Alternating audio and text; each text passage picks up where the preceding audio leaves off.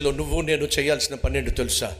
నీ చుట్టూ ఉన్నటువంటి అననుకూల వాతావరణాన్ని కాదు నువ్వు చూడాల్సింది, ఆపదను కాదు నువ్వు చూడాల్సింది, అవమానించే వారిని కాదు నువ్వు చూడాల్సింది, అపాయాన్ని తలపెట్టిన వారిని కాదు నువ్వు చూడాల్సింది, విమర్శించే వారిని కాదు నువ్వు చూడాల్సింది, ఎగసి పడుతున్న కెరటాలను కాదు నువ్వు చూడాల్సింది. వీటన్నిటినీ కూడా ఒక్క మాటతో అణిచివేయగలిగిన యేసు వైపే నువ్వు చూడాలి.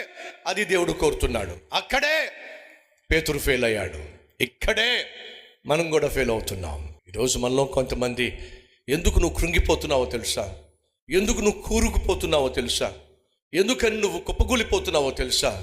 నీ కళ్ళు దేవుని దగ్గర నుంచి నువ్వు మలుచుకున్నావు. ఎవడో ఏదో వాగాడని దాన్నే పట్టుకుని కూర్చుంటున్నావు. ఎవరితో ఏదో అందని చెప్పి దానికోసం తెగ బాధపడిపోతున్నావు.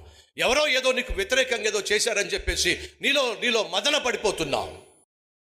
ఎవడో మోసం చేశాడని, ఎవడో దగా చేశాడని, ఎవడో మాయ చేశాడని ఎంతకాలం బాధపడుతూ ఎంతకాలం ఆత్మీయతను, మానసిక వ్యవస్థ